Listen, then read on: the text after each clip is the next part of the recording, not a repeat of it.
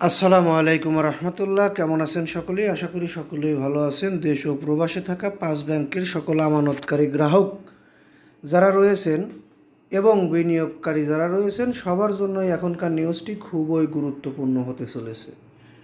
প্রথম বিষয়, 5 ব্যাংকের বিনিয়োগকারীদের সুরক্ষা দিতে হবে ঢাকা স্টক এক্সচেঞ্জের পক্ষ থেকে দাবি তোলা হয়েছে এবং হেয়ার কাট বাতিল করতে হবে গ্রাহকদের পক্ষ থেকে দাবি তোলা হয়েছে।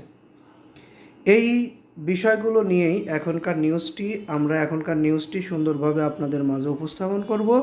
ধৈর্য সহকারে পুরো নিউজটি যদি আপনি শোনেন তাহলে বিস্তারিত বুঝতে পারবেন। সবচেয়ে বড় কথা হচ্ছে, নিউজটির পক্ষে যারা রয়েছেন তারা অবশ্যই লাইক, কমেন্ট, শেয়ার করবেন এবং পরবর্তীতে আমাদের থেকে এরকম ধরনের নিউজ পেতে অবশ্যই চ্যানেলটি সাবস্ক্রাইব করে বেল বাটন অন করে রাখবেন।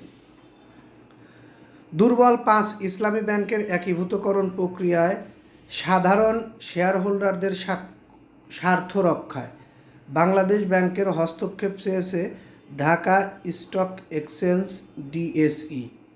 যথাযথ ক্ষতিপূরণ ছাড়া বিনিয়োগকারীরা মালিকানা হারানোর ঝুঁকিতে পড়তে পারেন বলে আশঙ্কা প্রকাশ করেছেন প্রতিষ্ঠানটি। এর কারণেই ইসলামী 5টি ব্যাংকের ক্ষুদ্র শেয়ার হোল্ডাররা অর্থাৎ সাধারণ শেয়ার হোল্ডাররা যেন ক্ষতিগ্রস্ত না হয়, সে কারণেই ঢাকা স্টক এক্সচেঞ্জের পক্ষ থেকে বাংলাদেশ ব্যাংক বরাবর একটি দাবি জানিয়েছে।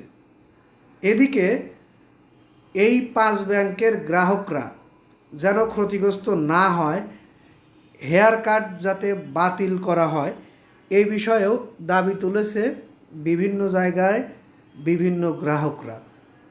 এই বিষয়টির পক্ষে থাকলে আপনি অবশ্যই নিউজটি বেশি বেশি লাইক, কমেন্ট, শেয়ার করবেন এবং পরবর্তীতে আমাদের থেকে এরকম ধরনের নিউজ পেতে চ্যানেলটি সাবস্ক্রাইব করবেন।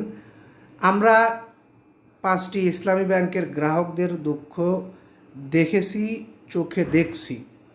প্রায় 2 বছর ধরে তারা তাদের আমানতের টাকা পাওয়ার জন্য যেভাবে ঘুরেছে, একজন মানুষ তার আমানত রেখেছে ব্যাংকে, সেখান থেকে তাদের টাকাই তারা ফেরত নেবে, সেটিও যদি না পায় সময় মতো, এর থেকে বড় কষ্ট বা দুঃখের কিছু থাকতে পারে না।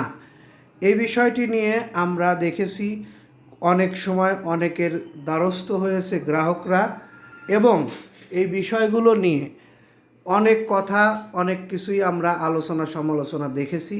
এবার সরাসরি সরকারের কাছে আবেদন করেছে গ্রাহকরা এবং আমাদের মাধ্যমে সেটা প্রকাশ করছি আমরা।